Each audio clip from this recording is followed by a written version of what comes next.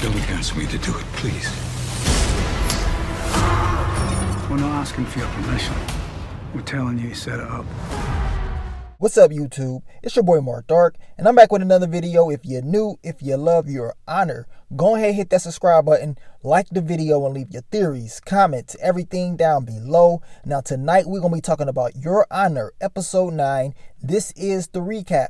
Now, I'm going to try my best to go over all the key points. If I miss anything, you guys let me know. Overall, this was a very intense episode. A lot of secrets came out, and it's building up for a hell of a season finale, in my opinion. You guys let me know, what do you think about episode 9, and what are your early predictions for episode 10, man? It is about to go down. But let's talk about episode 9. What did we see in this episode? Now, of course, Joey has cracked. Of course, he was doing side deals behind Jimmy Baxter's back, and that's the reason why they owe the Desire family extra money. And, you know, this guy, he's been found by the Baxter family. He's running. So he decides to turn himself in because he is scared. He's ready to snitch. He's giving up all types of information. And at the beginning of the episode, it is definitely looking good as far as catching Carlo Baxter in the act, because it seems like Joey's, you know, he's telling them everything, telling them how Carlo killed Kofi and stuff like this. I'm like, okay, this guy is really scared. I mean, he broke his ankle. I mean, this dude has really, I want to say, has some issues for real. I mean, you can tell he's just flat out scared, so he's willing to give them whatever they want. Now, once he gets into court, well, once this name was mentioned in court, the look on Jimmy Baxter's face, he's like, really, Joey? Joey's going to testify? And then Carlo's like, look, this dude is a flat out rat. He felt betrayed. He's like, okay, that's supposed to be my best friend, and he's going to tell on me. We know deep down inside, Joey's days are numbered, right? And then you got your boy Michael looking like, okay, so now not only do I have to fix Adam's mistakes, I have to go and fix Carlo's mistakes. I know he was pissed off this episode because he's like, man, I can never catch a break. I'm just trying to get away with this. I'm trying to help my son get away with killing Rocco Baxter. And speaking of Rocco Baxter, his sister, Fia, once again is kicking it with Adam.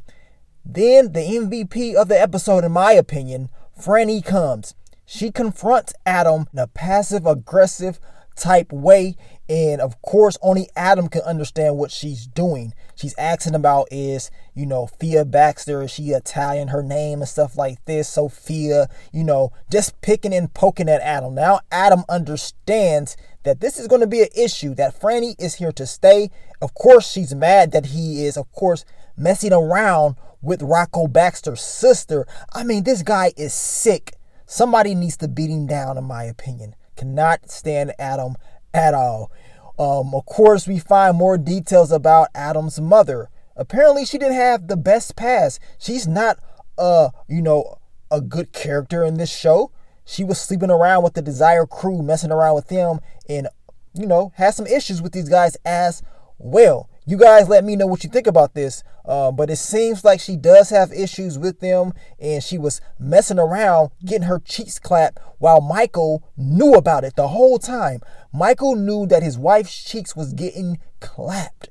This is the reason why she was over there at that store, taking pictures and all that stuff. Of course, Michael does not want Adam to know, so when Nancy approaches him like, what's going on? Like, this is not making any sense. Like, you know, why did this happen?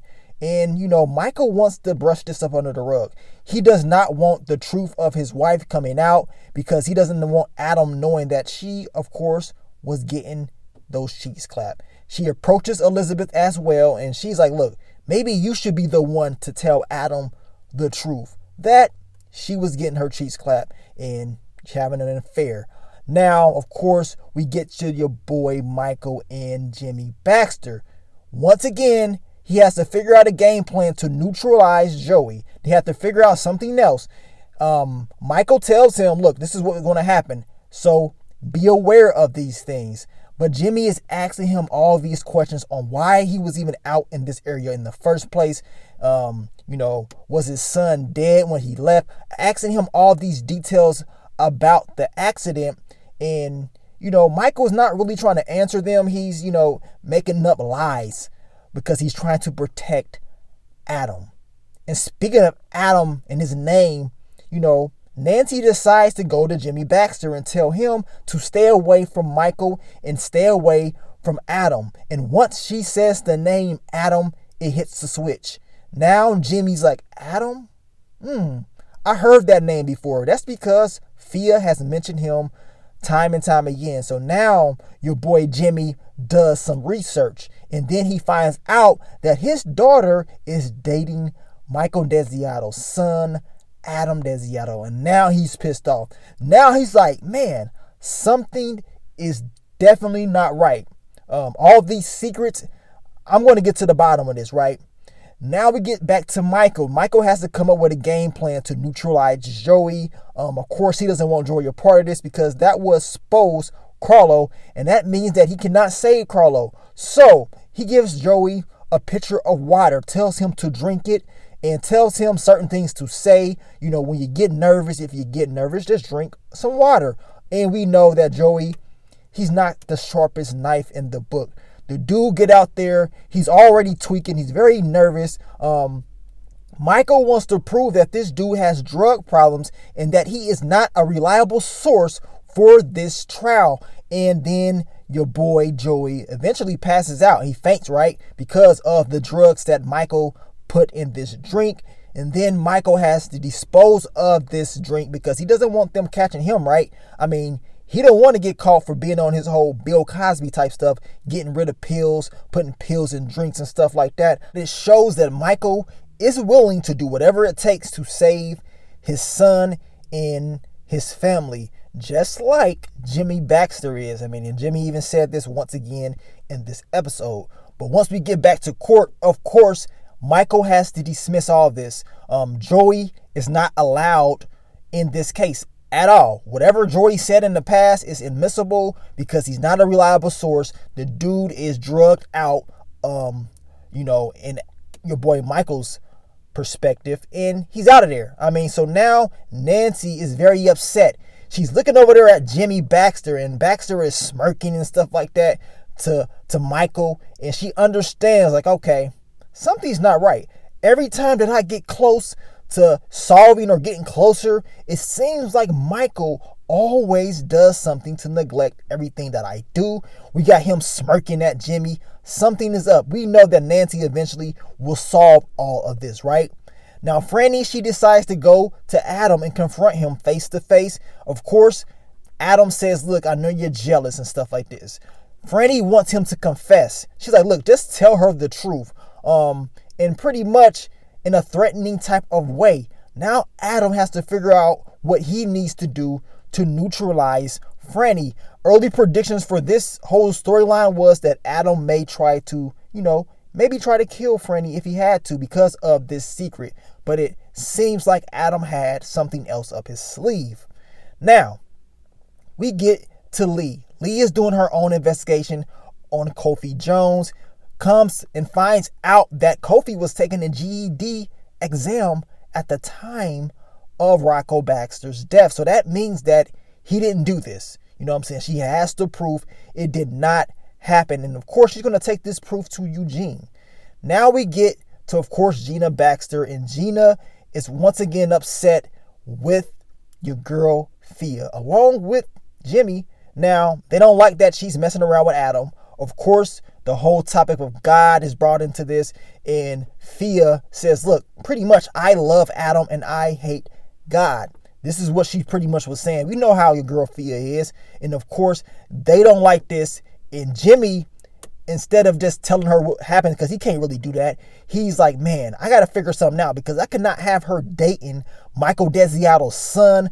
The guy is sick. Something is up with this.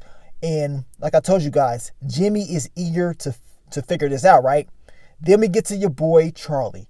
And Adam knew what he was doing by telling him about Franny.